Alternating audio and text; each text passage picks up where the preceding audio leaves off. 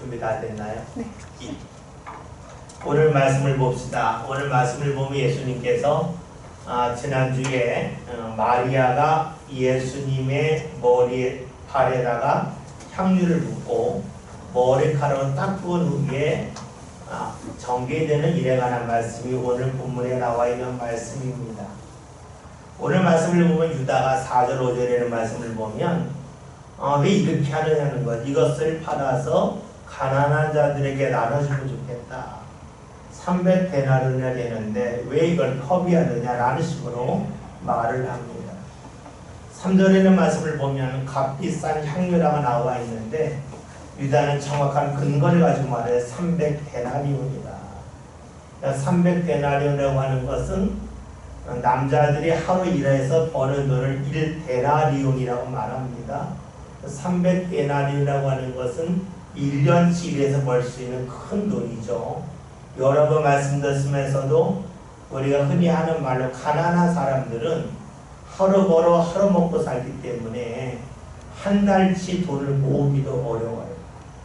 우리가 살면서 여유가 있으면 한 달을 벌어서 그 중에 반을 가지고 생활을 하고 반을 저금할 수도 있고 때로는 20%만 쓰고 80%를 저금할 수도 있어요. 그러나 가난한 사람들은 그날 벌어서 그날 먹어요. 그러니까 어렵게 사는 사람들에게는 한 달치를 적금하는 게 어려워요. 그런데 1년치니까 상당히 많은 액수예요. 우리가 오늘 말씀을 읽을 때에 1년치 하루에 10만원씩 잡으면은 3천만원 이렇게 생각할 것이 아니라 그 시대의 사람들이 가난하게 살았는데 가난하게 사는 사람들이 하루 벌어 하루 먹고 산다. 그렇다면 그들이 한 달치를 모으려면 얼마를 일해야 될까? 상당히 오래 걸리겠죠.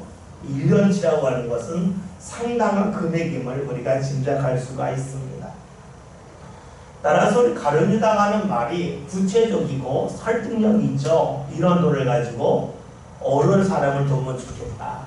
가난한 사람 도우면 좋겠다. 구체적입니다. 그런데 우리가 가룟유다를 보면서 한 가지 생각할 것이 있습니다. 그는 단편적인 것만 말한다는 겁니다. 마리아가 예수 발에 향유를 부었습니다. 머리카락을 닦았습니다. 그것은 지금 일어난 일입니다. 그런데 모든 일은 지금 일어나기 전에 과거에 무엇이 있었는가가 중요합니다. 다시 말하면 과거로부터 지금까지를 잇는 것이 필요해요. 왜냐하면 지금만 본다면 그것은 행동만을 보는 거예요. 과거로부터 지금까지 보게 되면 그 사람의 삶의 습관 패턴이 나오기 때문에 중심을 볼 수가 있어요. 우리가 아는 것처럼 마리아는 11장에서 예수님이 부르셨을 때에 예수님 발 아래 엎드렸다는 말씀이 있었어요. 우리가 요한복음을 보고 있지만 누가복음 10장을 보면 마리아는 예수님의 발 아래에서 말씀을 들었던 사람입니다. 즉 마리아는 삶 가운데 예수님을 높이 두고 자신을 늘 낮게 하는 데 익숙한 사람이었어요. 그러니까 지금 마리아가 예수님 발에 향유를 부은 것은 어떤 순간적인 충동에 의해 산 일이 아니라 삶이 늘 주님을 위해서라면 나는 낮아질 수 있다 하는 것이죠. 내 모든 것을 주님 앞에 드릴 수 있다는 것이 삶 가운데 자리 잡은 사람입니다. 그런데 지금 유다는 그러한 마리아를 보지 아니하고 마리아의 단편적인 행동 하나만을 봅니다. 어떤 일 하든지 간에 지금 하는 행동도 중요하지만 그 전에 어떻게 살아왔는가 하는 것이 중요합니다. 우리가 물건을 볼 때에도 겉모양이 좋을 수도 있지만 속이 약할 수도 있죠. 겉도 중요하지만 속까지도 중요합니다. 그림자를 생각해 봅시다. 우리가 그림자만 보면 실수가 상당히 많아요. 지금 더위가 많이 올라갔지만 더울 때를 생각해 봅시다. 한참 더울 때에 우리 횡단보도 앞에 가면 그늘막 있잖아요. 그렇죠? 이 그림자만 보면 그늘막이 되게 넓어요. 나무 그림자도 있어요. 나무 그림자는 그늘막보다 더 좁을 수도 있어요. 그러면 우리가 그림자만 본다면 그늘막 아래 가는 게 나아요. 넓잖아요. 근데 실제로 가보면 그늘막보다 그늘이 더 좁다 할지라도 나무 밑이 더 쉬워요. 왜 그럴까요? 그 이유는 두께가 다르기 때문입니다. 그늘막은 그냥 볕만 가려주죠. 빛만 가려요. 빛만. 그러나 뜨거운 그늘을 남겨줘요. 반면에 나무는 어떻게 될까요? 빛이 아니라 볕까지를 가려줘요. 그럼 그림자만 보면 어디가 더 시원한지 몰라요. 그런데 그림자가 아닌 전체, 그 실제까지 보면 달라져요. 중요한 것은 넓이만이 아니라 두께예요. 그 두께에 따라 달라진다는 것이에요. 이렇게 본다면 가룟 유다는 넓이만을 본 사람이고 두께를 보지 못한 사람입니다. 우리가 누군가를 제대로 이해한다고 하는 것은 그의 겉모습만이 아니라 그의 중심까지 보는 거예요. 다시 말하면 그의 삶의 두께를 볼 수 있어야 돼요. 우리가 사랑을 말할 때에 사랑이 넓다라는 말도 하지만 사랑이 깊다라는 말, 깊다. 깊다라고 하는 게 뭘까요? 그늘막으로 하면 그늘막은 얇은 거예요. 나무는 깊은 거예요. 그렇기 때문에 우리 사랑을 말할 때에는 깊이를 말해요. 깊이를 말한다고 하는 것은 지금의 보이는 것만이 아니라 보이지 않는 부분까지도 보는 것이 바로 깊이 있다라고 말할 수가 있어요. 우리가 사랑을 말할 때에도 마찬가지잖아요. 우리가 누군가를 사랑한다 할 때에는 지금의 느낌만을 말하지 않아요. 내가 이 지금의 느낌을 가지고 어떻게 말해야 좋을지까지 생각해요. 자녀들이 음식을 했다고 생각해 보세요. 어린 자녀가 하면 얼마나 맛있겠어요? 뭐 그 맛이 그 맛이겠죠.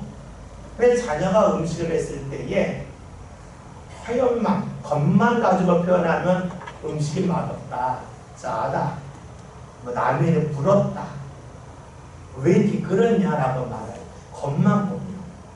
그런데 깊이가 있으면 어떻게 될까요? 잘 끓였네, 맛있네, 라고까지 볼 수가 있어요. 잘했다, 못했다 하는 것을 겉만 보지 않고 이것을 누가 했느냐를 가지고까지 생각을 해요. 온전하기 때문에만 인정하는 것이 아니에요. 부족해도 인정해 줄 때 비로소 그 사람의 사랑의 깊이가 있다고 우리는 말을 합니다.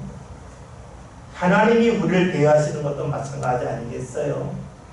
우리가 온전하기 때문에 하나님의 은혜를 받으신다 하는 겁니다.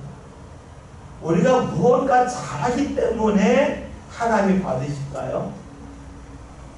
누가 나와서 특성을 했는데 특성을 잘했기 때문에 음악적으로 뛰어나기 때문에 하나님이 받으실까요?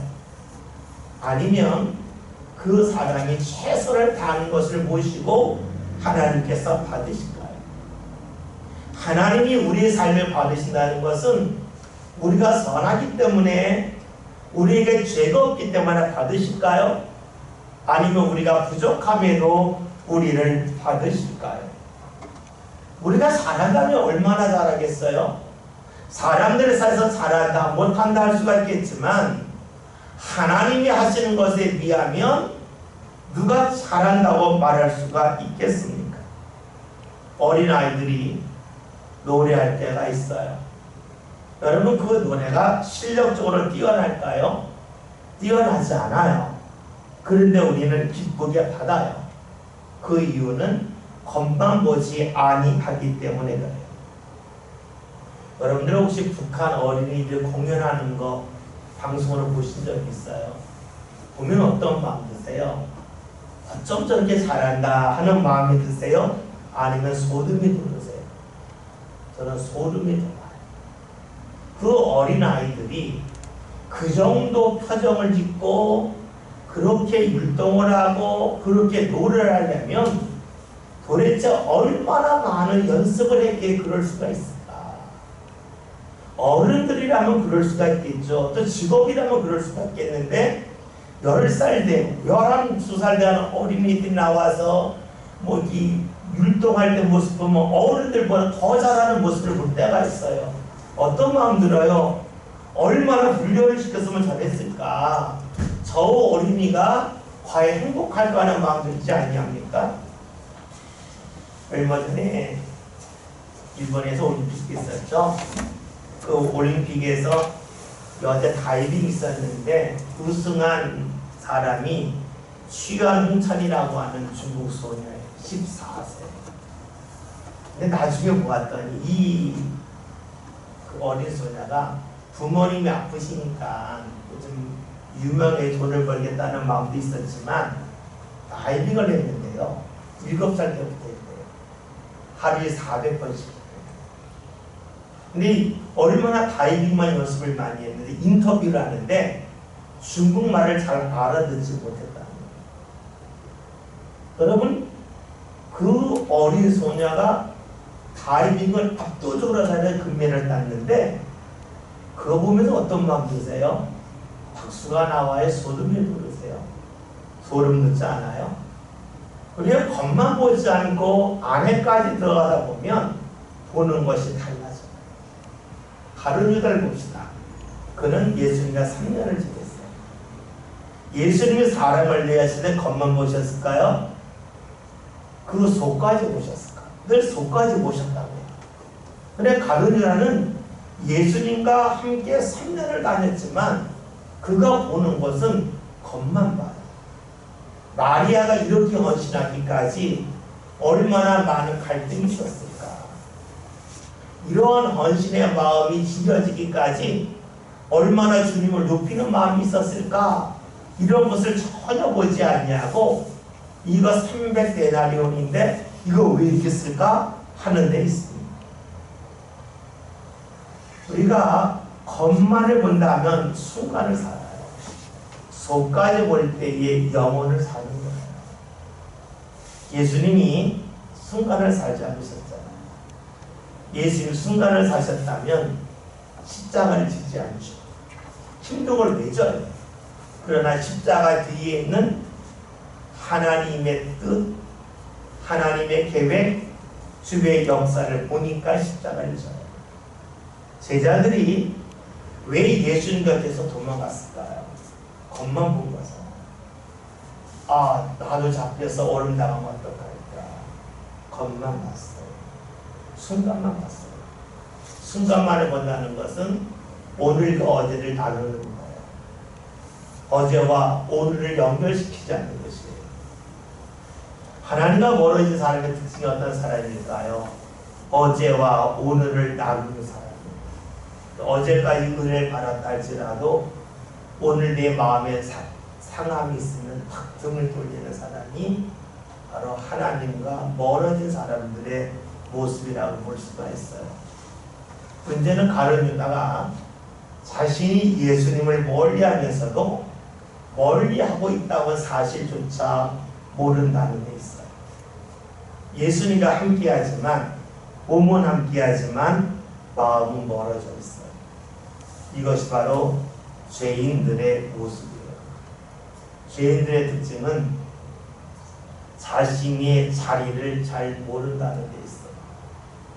자신의 자리라고 하는 것은 공간적인 자리를 말하는 게 아니에요.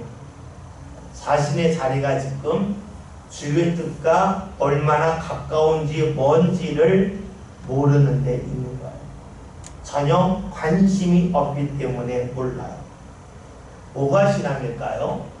주님과 나와의 거리가 가까운가 뭔가에 초점을 맞추는 게 바로 신앙의 사람이라고 볼 수가 있습니다.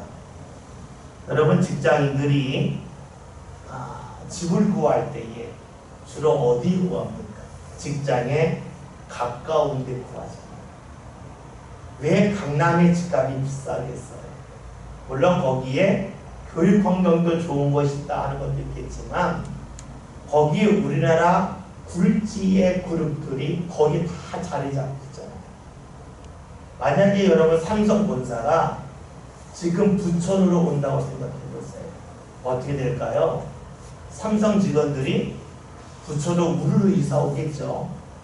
그러면 부천의 집값이 엄청나게 오를 거예요.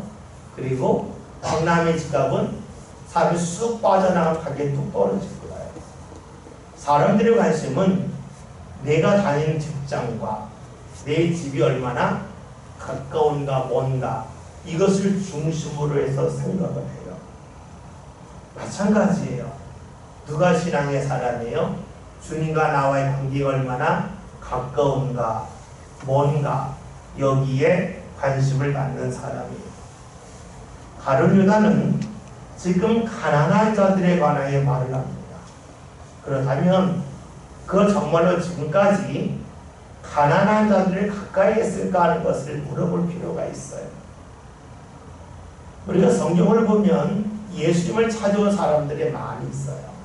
특별히 어린아이들이 찾아왔을 때 제자들이 꾸짖었어요. 그러면 가룟 유다가 정말로 가난한 자를 생각했다면 어린아이들 왔을 때에 꾸짖으면 안 돼요. 그들이 받아줘요. 그런데 꾸짖는데 동참했었어요. 소경 바디메오가 있죠. 맹인 바디메오가 있어요.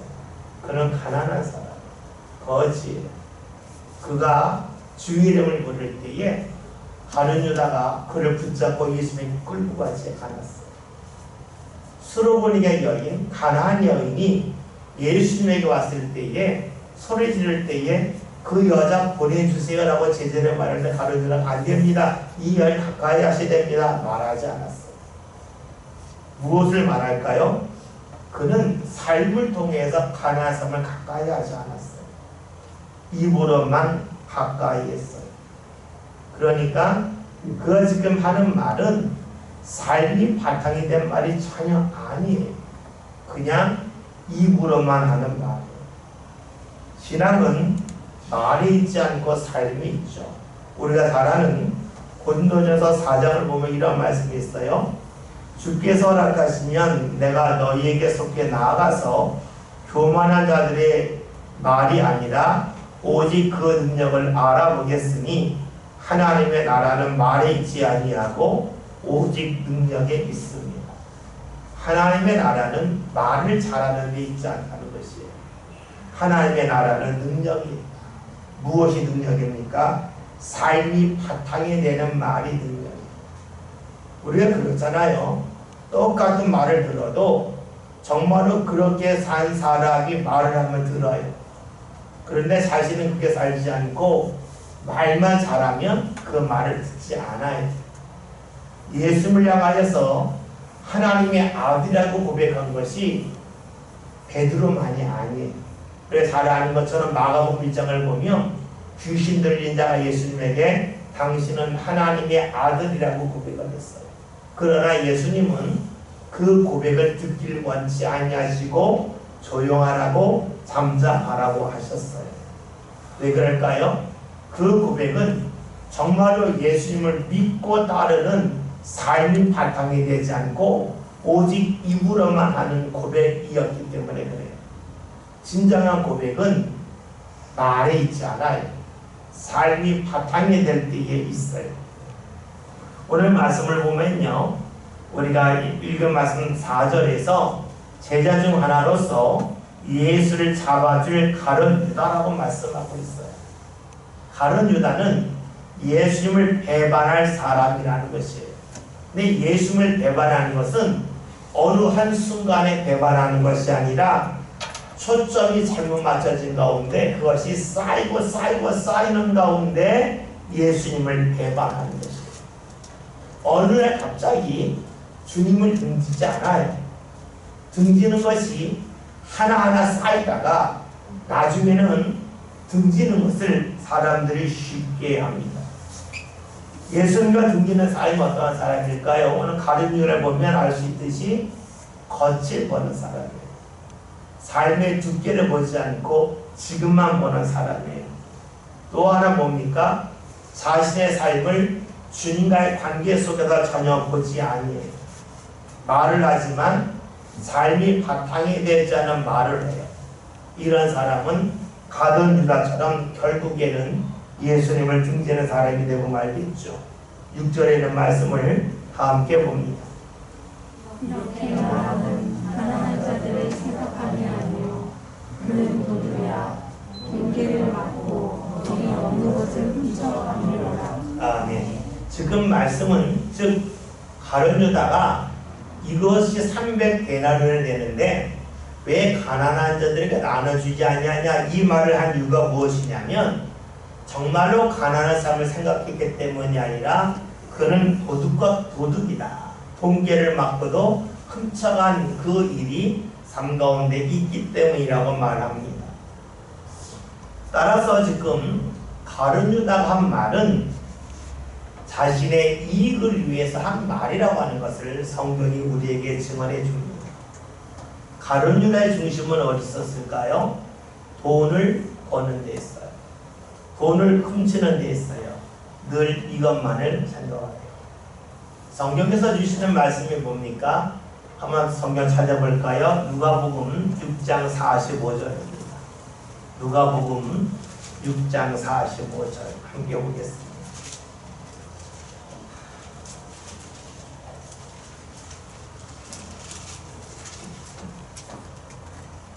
예, 6장 45절 찾으신 줄 알고 말씀을 다 같이 함께 읽겠습니다. 선한 사람은 마음에 쌓은 선에서 선을 내고 악한 자는 그 쌓은 악에서 악을 내나니 이는 마음에 가득한 것을 입으로 말함이니라. 아멘.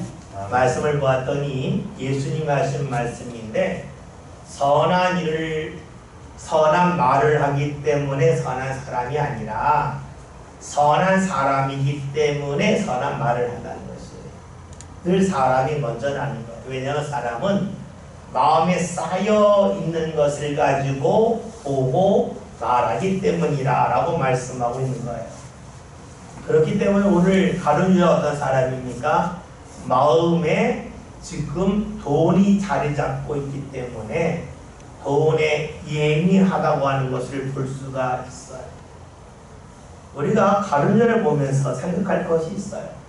돈이 아니라 우리 마음에 하나님이 중심으로 자리 잡으면 어떻게 될까 하는 것이에요. 돈이 마음에 자리 잡은 사람은 어디서 돈이 생길런지 이것부터 봐요. 그렇다면 하나님이 마음에 자리 잡은 사람은 어떻게 될까요? 하나님이 어떻게 은혜를 베푸실까에 예민하고 거기에 초점을 맞춰요. 그러니까 내가 하나님의 은혜를 사모하고 붙잡는 것은 내 안에 하나님이 중심을 잘 잡고 있기 때문에. 그래서 어떻게 하면 은혜 받을 수 있을까? 어떻게 하면 은혜가 풍성해질까 하는데 예민해져요. 여러분이 예민해지면 느끼기 시작합니다. 몇 번 말씀드렸죠? 제가 라면을 먹을 때 예전에는 식감, 쫄깃함을 넣고 먹었는데 어느 순간부터 라면에 짜다는 이야기를 들으니까 라면을 먹을 때 짜, 이걸 생각하고 먹으니까 짠맛이 느껴져요. 빵을 먹을 때도 마찬가지예요. 언젠가 방송에서 프랑스 사람들이 먹는 바게트 빵이 있는데 그 빵이 염분이 많아서 염분을 줄이기로 했다고 하는 뉴스를 들었어요. 그러면 느껴보면 빵이 짜구나 하는 걸 느끼고 그 다음부터 빵을 먹는데 자꾸 짠맛을 생각하니까 빵이 짜다 안 짜다 여기에 관심이 가요. 무엇을 말할까요? 사람이 무언가 마음에 자리 잡고 있는 것을 생각하고 보고 느끼게 되어져 있어요. 하나님의 은혜를 우리가 생각하고 살면 어디서든지 하나님의 은혜에 초점을 맞춰요. 그래서 하나님의 은혜를 보려고 여러분들 자녀들이 어렸을 때에 운동회 할 때 학교 가서 보면 사람이 아무리 많이 있어도 내 자녀애들 눈이 가잖아요. 운동장에서도 그렇고 여러 명 앉았을 때도 그렇고 계속 거기 눈이 가잖아요. 그러니까 보이는 거예요. 키가 커서 보이거나 몸이 커서 보이거나 옷을 화려하게 입었기 때문이 아니에요. 여러분, 그렇다면 우리가 내 자녀가 내 마음에 자리 잡을 때 잘 보이는 것처럼 하나님이 내 안에 중심에 계시다 그러면 주의 은혜가 잘 보일 수밖에 없는 것이에요. 우리가 금요기도 때에 요나에 관한 말씀을 보았잖아요. 요나가 물속으로 들어갔잖아요. 던짐을 받았잖아요. 요나를 물속에 던졌어요. 그런데 요나는 몰랐지만 물속에 들어갔더니 하나님이 예비해 놓으신 물고기가 있었어요. 거기에 가면 아무것도 없을 줄 알고 죽을 줄 알았는데 거기에서도 하나님이 예비하신 은혜를 경험했어요. 우리의 삶이 그렇다는 거예요. 물속에 들어간다, 죽는다 했는데 들어가 보았더니 정신을 차리고 보면 하나님이 나를 위하여 예비한 은혜를 볼 수가 있어요. 그러면서 우리는 고백할 수가 있어요. 하나님은 어디든지 계시다. 우리가 성경을 통해서 하나님은 하늘에도 계시고 음부에도 계시고 어디든지 계시다. 여러분, 그거 외우는 게 중요한 게 아니잖아요.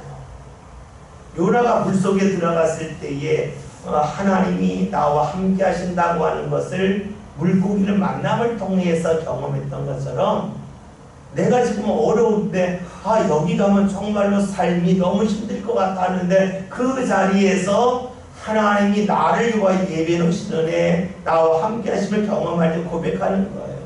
하나님 어디든지 계시구나. 그러니까 신앙은 지식이 아니지요. 내 안에 주님이 계실 때에 주님의 은혜에 초점을 맞추게 되고 주님이 함께 하시면 초점을 맞추게 되고 그러는 가운데 여기저기에서 하나님이 나와 함께 하심을 경험하기 때문에 우리는 자연스럽게 하나님은 어디든지 계시다. 하나님은 나를 사랑하신다 하는 고백을 할 수가 있습니다. 우리가 성경을 왜 봅니까? 내용을 많이 알기 위함이 아니잖아요. 그래서 성경을 보는 이유는 수많은 사람들이 어떻게 하나님을 경험했고 하나님을 만났는지 그 방법을 말씀을 통하여 알기 위함이에요. 아브라함이 하나님 만난 것이 무엇이 중요하겠어요?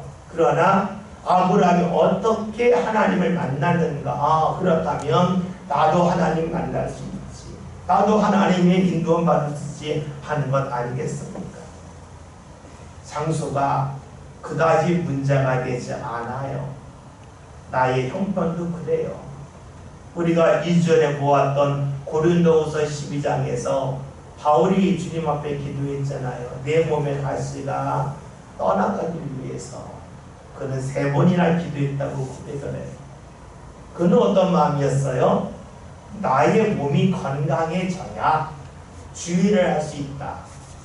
다시 말하면 어떤 특별한 상황 속으로 자신이 들어가야만 하나님 일을 잘할 수 있다고 여겼던 거예요. 하나님은 그렇지 않아. 네 몸의 상태와 관계없이 네가 추구하는 상황과 관계없이 나는 너에게 은혜 베풀 거야. 나는 너와 함께 할 거야. 그러니 걱정하지 마라 하는 것이 바로 하나님께서 그에게 주신 말씀이잖아. 우리는 하나님이 중심이 될 때에 내 상황과 내가 원하는 어떤 상태와 관계없이 하나님께서 함께 하심을 볼 수가 있어.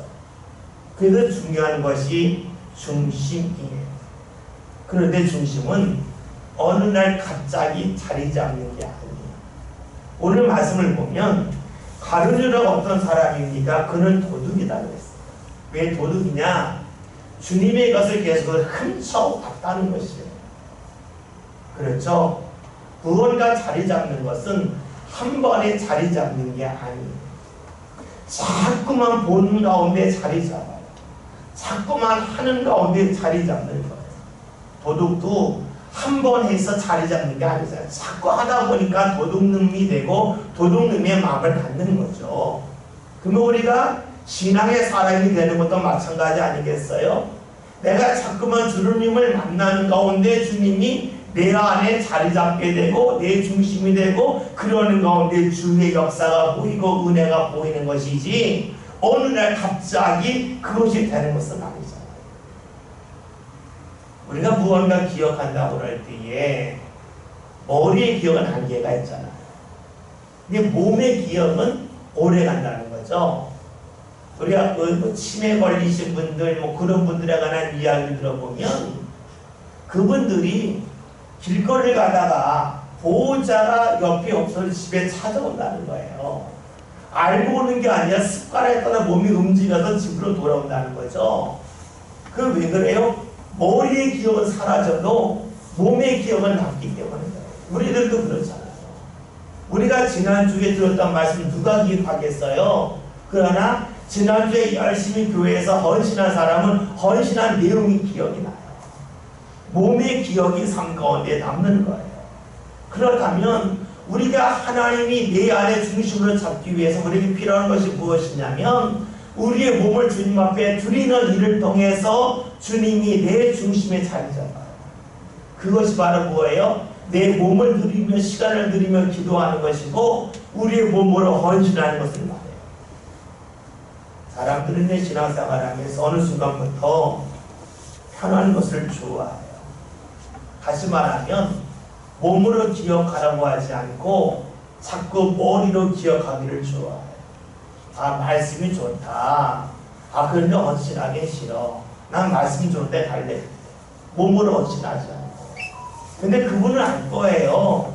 자신의 머리의 기억보다 몸의 기억이 더 오래 간다는 걸 알 거예요. 그러나 그렇게 신앙생활하는 일들이 많아요. 어떤 사람들입니까? 신앙 가운데 하나님을 중심에 둘 수 없는 사람들입니다.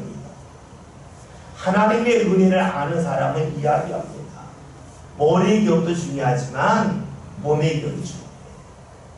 몸의 기억이 중요하기 때문에 내가 헌신하는 것이 중요하다고 하는 것을 자연스럽게 말할 수 있습니다. 여러분들이 누군가에 가서 주님의 은혜에 관해 말할 때 무슨 이야기 하시렵니까? 말씀 들은 거 전하시렵니까? 그렇지 않잖아요. 내가 주님을 경험한 것을 전하는 거예요. 내 몸의 기억을 전하는 거예요. 그러기에 우리의 삶 가운데 몸이 따르지 않고 머리로만 가는 신앙은 결국에는 나중에 남는 것이 거의 없어요. 그런 신앙은 결국에 무너질 수밖에 없어요. 지금 말씀은 가룟 유다가 도둑이라고 하는 말씀을 통해 여기까지 왔어요. 그가 도둑이 된 것은 한 번 도둑질한 것이 아니라 계속 흡착했기 때문에 그것이 자리 잡는 가운데 도둑이 되었고 도둑이 신고로 살아요. 반대로 우리가 하나님이 중심이 되면 하나님이 원하는 걸 보게 되는데 그것은 한 번에 되지 않는다. 또 그것은 머리로 되지 않는다. 몸을 통하여 된다는 것이죠. 저와 여러분이 주님 앞에 몸을 드리는 훈련을 계속 합시다. 그러다 보면 우리는 자신도 모르게 주의 은혜에 예민해져요. 아, 이거 하면 주의 은혜에 임해. 여기가 주님이 역사하실 자리야. 이것을 보게 되겠죠. 그렇게 되면 우리의 삶 가운데 변화는 자신도 모르게 나타나요. 그렇잖아요. 여러분들이 무언가 돌을 던진다고 할 때에 그 돌에 금이 있는 걸 알면 던지겠어요? 안 던지죠. 이 돌에 아무것도 없는 그냥 진짜 짱돌이라 생각하니까 던지지 금강석이라면 던지겠냐고 안 던지잖아요. 다시 볼까요? 우리 하는 말도 그렇잖아요. 기분 나쁠 때 이 말 저 말 던질 수가 있어요. 그런데 그 말 속에서 주의 은혜가 날아간다 생각하면 어떻게 되겠어요? 안 하겠죠. 근데 누가 알아요? 그것은 주의 은혜에 예민한 사람이 하는 거예요. 누가 주의 은혜에 예민해지겠어요? 주님이 자신 안에 자리 잡으면 잡을수록 예민해질 수밖에 없겠죠. 7절에 있는 말씀을 다 같이 읽겠습니다. 읽습니다. 예수께서 이르시되 그를 가만두어 나의 장래할 날을 위하여 그것을 간직하게 하라. 아멘. 우리가 본문의 말씀 읽으면서 놀라운 것 하나 발견해요. 발언이나 잘못하였잖아. 도둑놈이잖아. 그런데 예수님은 안 꾸짖어요. 왜 안 꾸짖을까요? 그것은 주님의 초점이 잘못하고 있는 가룟 유다에게 있지 않기 때문입니다. 잘하는 마리아에게 있기 때문입니다. 여러분, 주님의 관심이 늘 어디 있을까요? 잘못하는 사람에게 있을까요? 잘하는 사람에게 있을까요? 다시 볼까요? 주께서 우리를 보실 때에 잘하는 것 중심으로 볼까요? 잘못하는 것 중심으로 볼까요? 잘못하는 것 중심으로 보면 주님이 우리를 구원하지 않죠. 포기하셔야지. 그렇잖아요. 주님께서 우리를 구원하셨다고 하는 것은 우리를 보실 때에 잘못하는 데 초점을 맞춘 게 아니에요. 여러분, 우리가 믿음으로 구원받는다는 게 뭐예요? 행위로 안 된다는 거 아니에요. 그러면 행위로 볼 때 안 된다고 하는 것이 있는데 주께서 굳이 믿음을 말씀하신 것은 행위로 안 되는 것을 보지 않겠고 걔는 믿음을 보시겠다는 거다. 주께서 안 되는 데 관심을 가지시려면 너희 구원받을 때 행위로 받아야 돼 하시면 끝나는 거예요. 근데 주님께서는 안 되는데 잘못된 데 초점을 맞추는 게 아니에요. 잘하는 거. 여기 초점을 맞춰. 다시 봅시다. 가룟 유다가 잘못했고 마리아가 어찌됐어요. 주님께서는 가룟 유다를 막 책망할 수도 있어. 너 도둑놈이잖아. 너 그러면 안 돼. 그럴 수 있어요. 그런데 거기에 초점을 맞추다가 마리아가 사라지잖아. 그러니까 아예 가룟 유다를 무시하고 가만두라. 그는 나의 장례를 준비했다 하면서 마리아에게 초점을 맞춰요. 말씀 한번 찾아볼까요? 마태복음 24장 21절 22절 함께 봅니다. 마태복음 24장 21절 22절 함께 읽겠습니다. 이는 그때에 큰 환난이 있겠습니다. 창세로부터 지금까지 이런 환난이 없었고 후회로 없으리라. 그 날들을 감하지 아니하면 모든 육체가 구원을 얻지 못할 것이나 그러나 택하신 자를 위하여 그 날들을 감하시리라. 아멘. 오늘도 말씀 보면 예수님이 심판에 관한 말씀을 하시면서 주신 말씀인데 주님의 관심이 택하신 자에게 있다는 거예요. 잘못하는 자가 아니라 택하신 자에게 있다는 것이에요.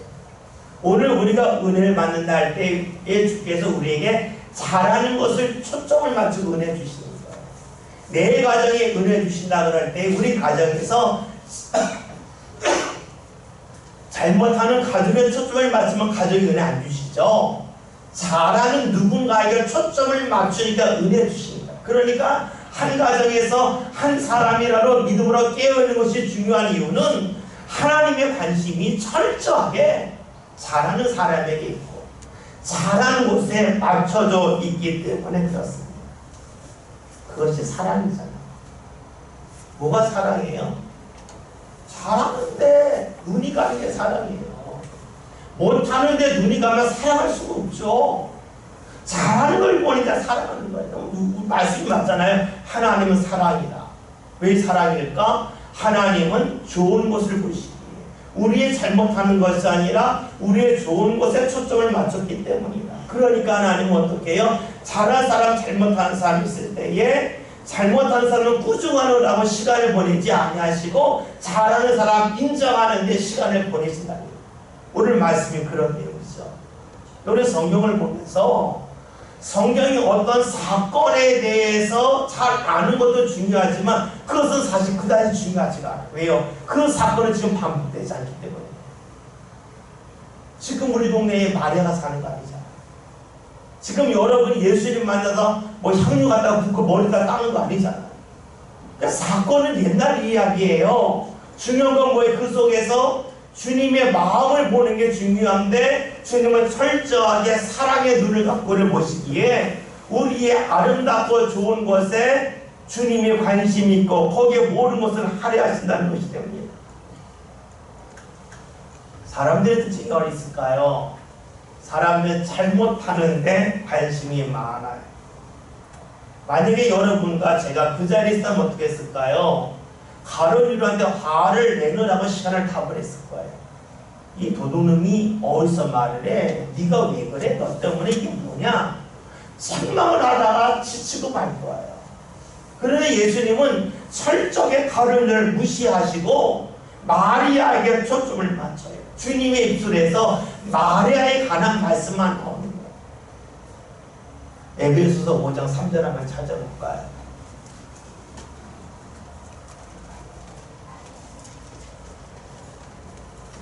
에베소서 5장 3절 말씀, 에베소서 5장 3절 다같이 한번 읽겠습니다. 음행과 온갖 더러운 것과 탐욕은 너희 중에서 그 이름조차도 부르지 말라. 이는 성도에게 마땅한 바니라. 아멘. 여러분, 이 말씀이 오늘 우리가 예수님께서 마리아와 가룟유다 사이에서 어디에 초점을 맞춰서 말씀하셨는가를 떠올리면 이 말씀이 이해가 되죠. 주님께서 가룟유다에게 초점을 맞출 시간이 없다는 거예요. 예수님은 사랑이시기 때문에 사랑할 시간도 부족한데 꼭 부족한 내 시간을 보내겠어요? 여기에 초점을 맞춰야지. 100% 잘못했을 때는 책망하겠지만 잘한 사람이 있을 때는 거기에 초점을 맞춰야 돼요. 그렇죠? 중심은 좋은 것에 맞춰야 돼요. 왜 교회에서 마귀 이야기를 많이 하는 게 안 좋을까요? 오늘 말씀에서 마리아와 유다를 보면 알아요. 우리가 그냥 너무 크게 본 거지만 그냥 일반에서 본다면 유다는 마귀와 같은 짓 한 거고 마리아는 주님이 원하시는 걸 했잖아요. 근데 예수님의 입에서 유다를 부르지도 않잖아요. 그게 말도 건네지 않잖아요. 뭐예요? 교회에서 어디에 초점을 맞추냐가 중요하다는 거예요. 일부 교회에서 보면 마귀 이야기 많이 해요. 그런데 여러분, 그것이 과연 옳을까 하는 거예요. 물론 해석할 것도 중요해요. 그런데 성경을 보면 예수님의 초점은 항상 주님의 일에 관심이 많았고 거기에 집중하셨어요. 유다가 아닌 마리아에게 초점을 맞췄어요. 이것이 발전되면 우리의 생각이 긍정적으로 가된다는 것까지 발전돼요. 그렇잖아요?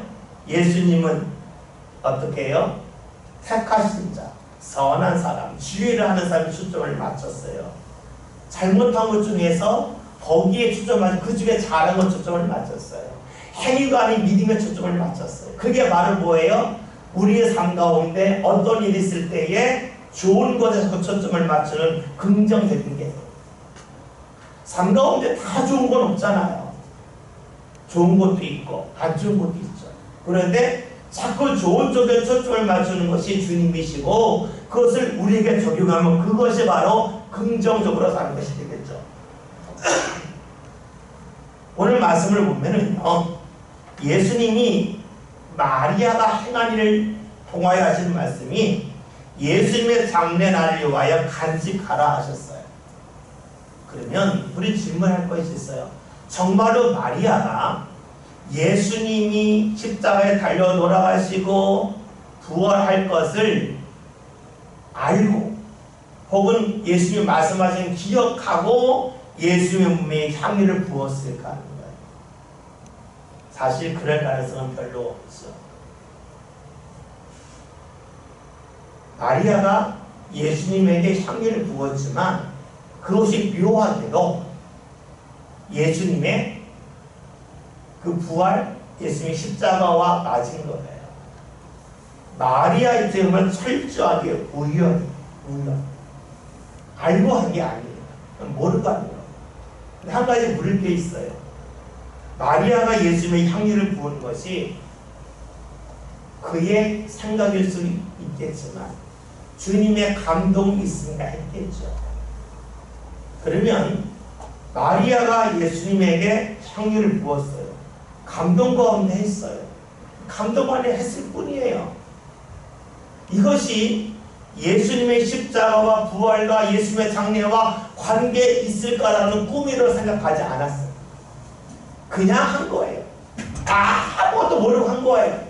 근데 나중에 보았더니 그가 한 행동의 열매가 엄청나게 크다고 하는 것을 나중에 발견합니다. 이것이 신앙이라.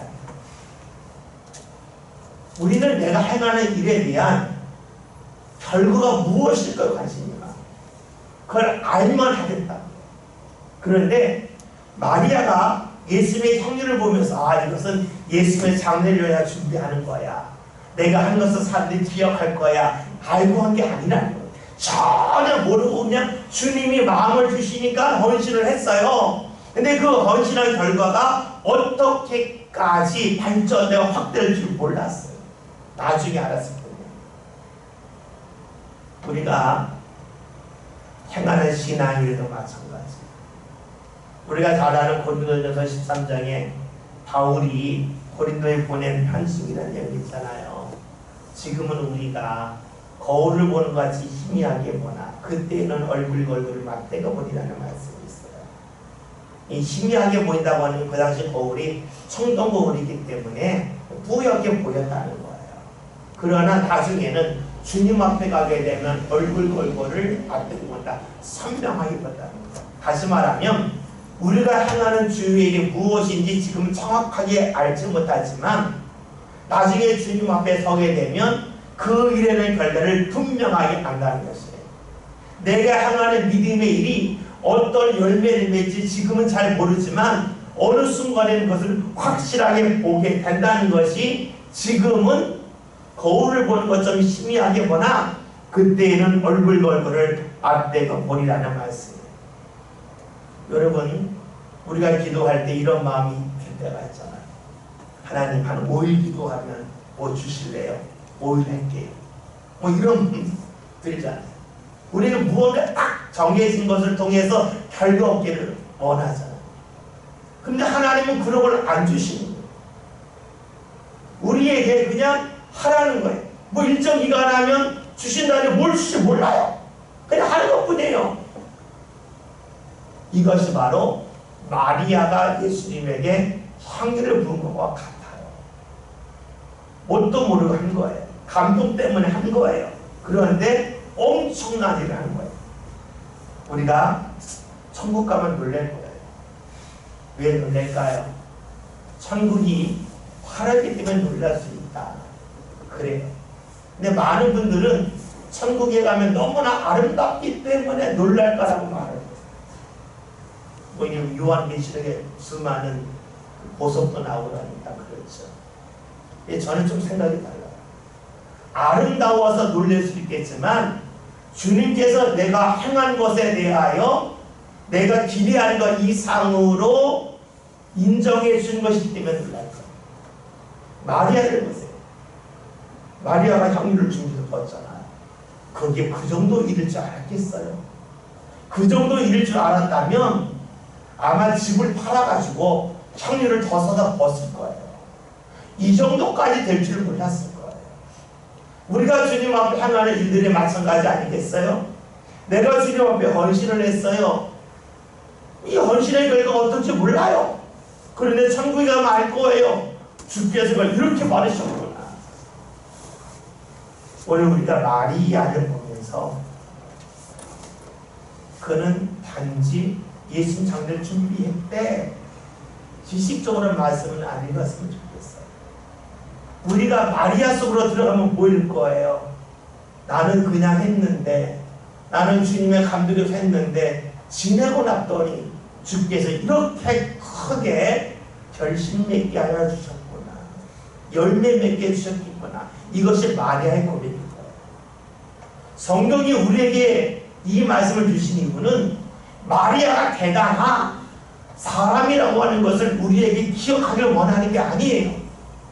마리아처럼 우리가 아무것도 모르고 어떤 결과 나타날지 모르고 헌신했지만 주님께서는 이것을 통해서 큰 열매를 얻게끔 해주셨는데 이런 일들이 우리 삶 가운데로 나타난다고 하는 것을 주께서 기억하길 원하실 거예요. 교회에서 단주를 하든, 교회에서 청소를 하든, 교회에서 안내위원을 하든, 때로는 청소를 하고 또 많은 사람에게 헌신하며 인사를 하든 그 결과가 어떨지 우리는 몰라요. 그러나 주님 앞에 가면 주께서 받으심을 보고 깜짝 놀랄 거예요.